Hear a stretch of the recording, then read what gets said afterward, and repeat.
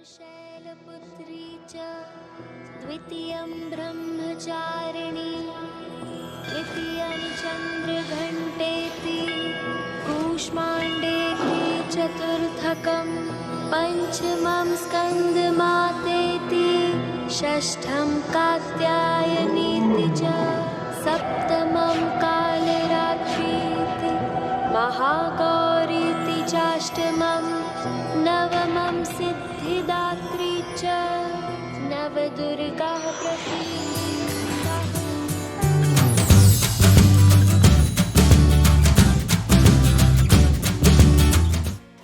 ಶುಭೋದಯ. ಎಲ್ಲರಿಗೂ ನವರಾತ್ರಿ ಹಬ್ಬದ ಶುಭಾಶಯಗಳು. ಇವತ್ತಿಂದ 9 ದಿನಗಳ ಕಾಲ ನಾವು ದೇವಿಯ ಪೂಜೆಯನ್ನು ಮಾಡ್ತೇವೆ. ಸೊ ಮೊದಲನೇ ದಿನ ಆಗಿರೋಂಥ ಇವತ್ತು ಮನೆಯಲ್ಲಿ ಬೇಗ ಪೂಜೆ ಮುಗಿಸಿ ನಮ್ಮೂರಿಗೆ ಮಂಗಳೂರು ಅಂತ ಹೆಸರು ಬರೋಕ್ಕೆ ಮುಖ್ಯ ಕಾರಣ ಆಗಿರುವಂಥ ಮಂಗಳದೇವಿ ದೇವಸ್ಥಾನಕ್ಕೆ ಹೋಗಿ ಬಂದೆ. ನೀವು ಸಹ ದಸರಾ ಟೈಮಲ್ಲಿ ಈ ದೇವಸ್ಥಾನಕ್ಕೆ ವಿಸಿಟ್ ಮಾಡ್ತೀರಾ? ಈ ದೇವಸ್ಥಾನದ ಬಗ್ಗೆ ಏನಾದರೂ ವಿಶೇಷತೆ ನಿಮಗೆ ಗೊತ್ತಿದ್ದರೆ ಕಮೆಂಟಲ್ಲಿ ತಿಳಿಸಿ. ನವರಾತ್ರಿಯ ಮೊದಲನೇ ದಿನ ಶೈಲಪುತ್ರಿಯನ್ನು ಆರಾಧನೆ ಮಾಡಲಾಗುತ್ತದೆ. ಶೈಲಪುತ್ರಿ ಎಂದರೆ ಪರ್ವತರಾಜನ ಮಗಳು. ಹಿಮಾಲಯದ ಮಗಳಾಗಿ ಜನ್ಮ ಪಡೆದಳು.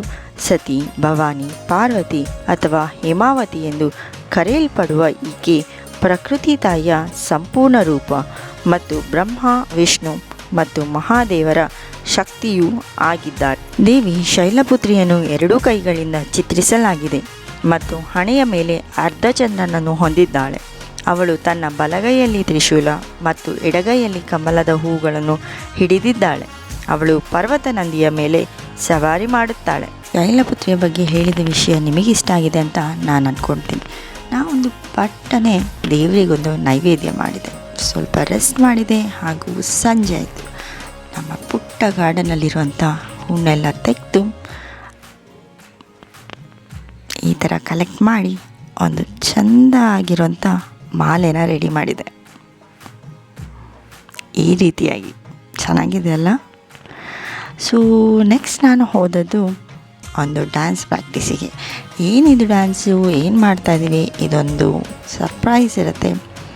ಈ ಡ್ಯಾನ್ಸ್ ವಿಡಿಯೋ ಯಾವಾಗ ಬರುತ್ತೆ ಅಂತ ನೀವು ಕಾಯ್ತಾ ಇರಬೇಕು. 9 ದಿನದ ವೀಡಿಯೋಸನ್ನು ಮಿಸ್ ಮಾಡಬೇಡಿ. ಸೊ ನೆಕ್ಸ್ಟ್ ನಾ ಇಲ್ಲಿ ಸಂಜೆ ಪಾಂಡುರಂಗ ಭಜನಾ ಮಂದಿರಕ್ಕೆ ಹೋಗಿದ್ದೆ. ನಾ ಹೋಗೋ ಟೈಮಿಗೆ ಕರೆಕ್ಟ್ ಆರತಿ ಆಗಲಿಕ್ಕೆ ಶುರುವಾಗಿತ್ತು. ಪೂಜೆ ಆಯಿತು, ಆರತಿ ಆಯಿತು, ಅನ್ನಪ್ರಸಾದ ಸಿಕ್ಕಿತು. ಸ್ವೀಕಾರ ಮಾಡಿ ದೇವರಿಗೆ ಕೈ ಮುಗಿದು ಮನೆಗೆ ಬಂದ್ವಿ. Thanks for watching. ಇವತ್ತಿನ ವಿಡಿಯೋ ನಿಮಗಿಷ್ಟ ಆಗಿದೆ ಅಂತ ನಾನು ಅಂದ್ಕೊಳ್ತೀನಿ. ನಿಮಗಿಷ್ಟ ಆಗಿದೆ ಫ್ರೆಂಡ್ಸ್ ಆ್ಯಂಡ್ ಫ್ಯಾಮಿಲಿ ಜೊತೆ ಶೇರ್ ಮಾಡಿ ಹಾಗೂ ನನಗೂ ಸಪೋರ್ಟ್ ಮಾಡಿ. Thanks for watching. Have a great day. Bye.